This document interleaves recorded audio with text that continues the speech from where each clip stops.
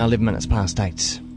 The Radio Wammo Breakfast. Talking politics with Russel Norman. Yes, let's talk politics with the man from the Green Party himself, Russel Norman. Hello to you, Russell. Morning, Wammo. Good morning to you. Parliament's back sitting, and you were putting questions to the government yesterday, and also putting forward motions. One of the motions yesterday was that the government should help or tell the Japanese government to free Pete Bethune. Yeah, that's right. We've been putting pressure on the government to get off its behind and do something to help a New Zealand citizen who's been locked up by the Japanese because he's trying to stop illegal whaling in the Southern Ocean. Still, he was doing something unlawful, though, wasn't he? You know, jumping on someone else's boat like that. No, I'm under the New Zealand law, and it's certainly almost certain. It seems certain that it's New Zealand law that is the relevant one in the case because of where they were.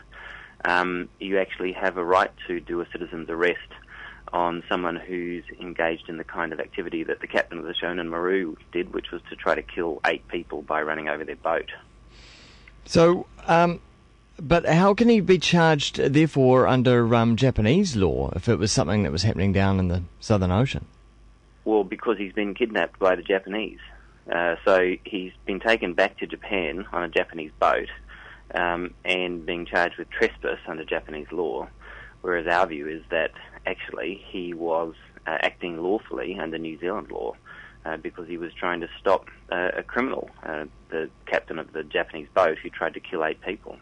This is a bit of a diplomatic nightmare, though, isn't it, really? Well, it is, but it depends whether, New Zealand's a country that stands for something. If we stand for something, then we'll speak out about it because it's important. I mean, giant warm-blooded mammals that swim in the ocean, the Japanese go around and harpoon them with exploding grenades that explode inside their bodies. We think it's wrong, and the government should speak out about it and try to protect those that are trying to stop it.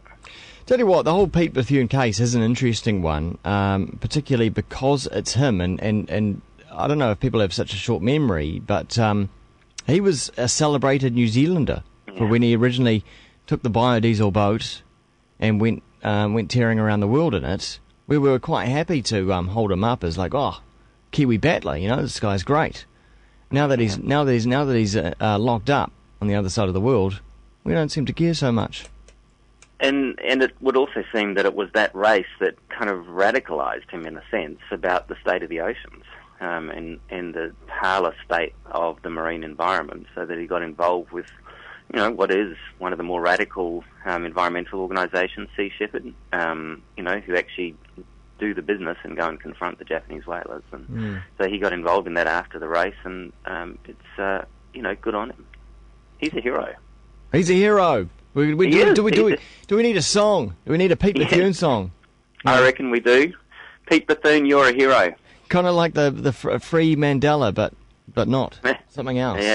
Yeah. Hey, any surprises from this report this morning that's been talked about in the Herald about the future of Auckland and the pressure on the environment around Auckland? Have you read much of it on this?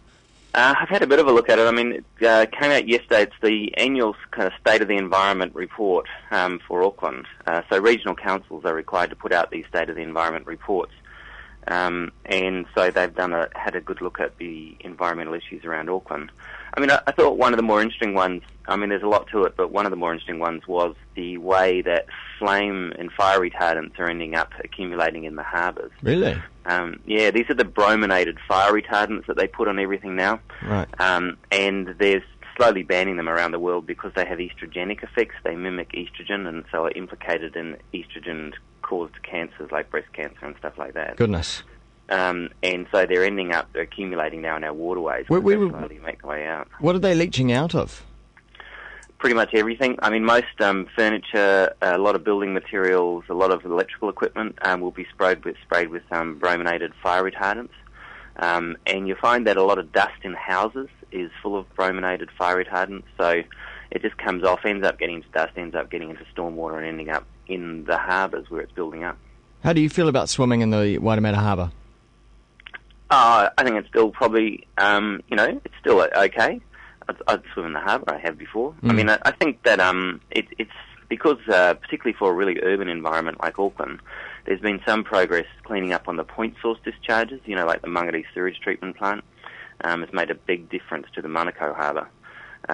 But there's still big issues around stormwater and all the kind of heavy metals that are in stormwater, particularly those that come out of brake pads and off tyres of cars. I see. Interesting. Hey, on to something else. Onto the topic of mining, and I know we've talked a little bit about this on the show, but something interesting happened over the past week with Solid Energy. Now, they've got an essay competition that they're putting out to schools around New Zealand.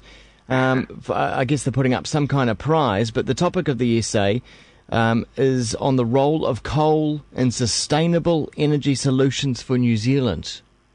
Yeah. Bit of an oxymoron, perhaps? Yeah, totally an oxymoron. It's like, so internationally the coal industry is very active in terms of propaganda. So they're very focused on, for overseas they call it clean coal, is their big thing. And obviously it's very difficult in fact it's impossible to have sustainable production from coal because coal is, it's a mineral, so it's a one-way street. You can't recycle coal and use it again. And secondly, of course, it produces lots of greenhouse gas per unit of energy that you get out of it. It's the worst of all the fossil fuels. So this is just part of Solid Energy's propaganda exercise, but they thought they'd focus on the kids. And they've been doing this for a few years now. They run these essay competitions amongst the kids to try to get into the hearts and minds of kids at school. I'm really fascinated to see what some of these kids are going to come up with, and whether or not you can twist it so that coal is somehow sustainable. And is it possible? It must be. If Solid Energy put it out there, they must think it's possible. Well, what they do is they talk about, internationally what they talk about is carbon capture and storage, really, which is, a possible technology some stage in the future. But that's certainly the clean coal campaign. That's what they focus on. But yeah, I agree. It'd be interesting to read some of these essays. Yeah, and I wonder how cheeky some of these students are perhaps going to be as well, and whether or not they'll come up with completely the opposite to that moot. I wonder if you win the prize if you say that it's not sustainable. Well, do we know who's judging it? I guess it's Solid Energy, isn't it? They're not going to get an independent panel to judge this, surely. Yeah, and if you win, you're required to go and do speaking events for Solid Energy and stuff as well. Oh, great. So you become a mascot. The Solid Energy mascot. Yeah. Fantastic stuff. Hey, thanks, Russell, for your time this morning. Cheers. All right, cheers, mate. See ya. That's co-lead of the Green Party, Russel Norman. And now a track from Nathan Haynes. And from the brand new CD just came